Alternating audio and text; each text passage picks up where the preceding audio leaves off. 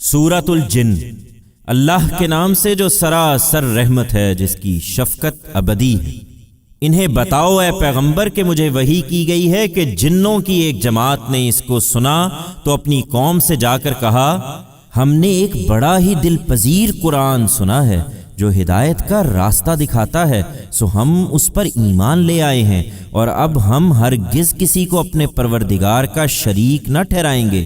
اور یہ بھی کہ ہمارے رب کی شان بہت اونچی ہے، اس نے اپنے لیے کوئی بیوی بنائی ہے نہ اولاد۔ اور یہ بھی کہ ہمارا یہ احمق سردار اللہ کے بارے میں بالکل حق سے ہٹی ہوئی باتیں کہتا رہا ہے۔ اور یہ بھی کہ ہم اس کے پیچھے صرف اس لیے چلتے رہے کہ ہم نے سمجھا تھا کہ کیا جن اور کیا انسان اللہ پر کوئی بھی جھوٹ نہیں باندھ سکتا۔ اور یہ بھی کہ انسان کچھ پہلے ہی سرکش تھے، پھر انسانوں میں سے کچھ احمق ہمارے ان جنوں میں سے کچھ شریروں کی دہائی دیتے رہے تو انہوں نے ان کی سرکشی بڑھا دی۔ اور یہ بھی کہ تمہاری طرح انہوں نے بھی یہی سمجھا کہ اللہ مرنے کے بعد پھر کسی کو زندہ نہ اٹھائے گا۔ اور یہ بھی کہ اس قرآن کو سننے سے پہلے ہم کچھ تلاش میں تھے، اس لیے کہ ہم نے آسمان کو ٹٹولا تو دیکھا کہ وہ سخت پہرے داروں سے پٹا پڑا ہے اور اس میں شہابوں کی بارش ہو رہی ہے۔ اور یہ بھی کہ ہم پہلے اس کے ٹھکانوں میں سننے کے لیے جا بیٹھا کرتے تھے، مگر ہم نے دیکھا کہ اب جو سننے کی کوشش کرتا ہے اپنے لیے گھات میں ایک انگارہ پاتا ہے۔ اور یہ بھی کہ اس وقت ہم نہیں جانتے تھے کہ زمین والوں کے حق میں کوئی برائی مقصود ہے یا ان کے پروردگار نے ان کے لیے کسی خیر کا ارادہ کیا ہے۔ اور یہ بھی کہ ہم میں نیک بھی رہے ہیں اور دوسرے بھی، اور ہمارے راستے اس سے پہلے بھی الگ الگ ہی تھے۔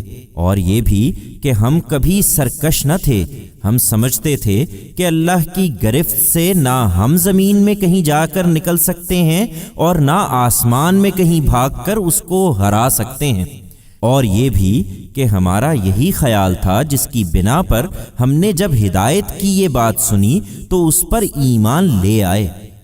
سو اب تمہیں بھی دعوت دیتے ہیں کہ تم میں سے جو اپنے رب کو مانیں گے انہیں کسی نقصان اور کسی زیادتی کا اندیشہ نہ ہوگا۔ اور یہ بھی کہ اس کے بعد اب ہمارے اندر وہ بھی ہوں گے جو حق کے سامنے سر جھکا دیں گے، اور وہ بھی جو سرتابی پر اصرار کریں گے۔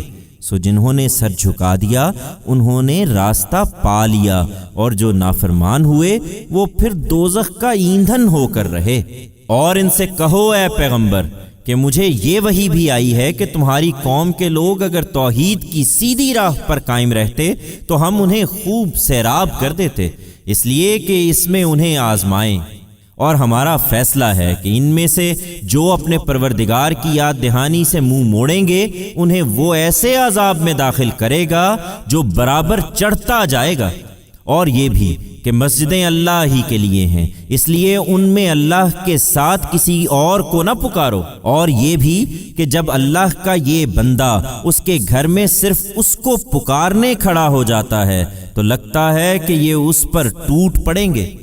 اے پیغمبر کہہ دو، میں تو اپنے رب ہی کو پکارتا ہوں اور کسی کو اس کا شریک نہ ٹھہراؤں گا۔ ان سے کہہ دو، میں تمہارے لیے کسی نفع و ضرر اور کسی ہدایت و ضلالت کا کوئی اختیار نہیں رکھتا۔ کہہ دو، میں کسی کو اس کا شریک ٹھہراؤں تو جانتا ہوں کہ مجھے اللہ کے غضب سے کوئی پناہ نہیں دے سکتا، اور نہ میں اس کے سوا کوئی ملجا کبھی پا سکوں گا۔ نہیں لوگو، میں تمہارے لیے اس طرح کا کوئی اختیار نہیں رکھتا۔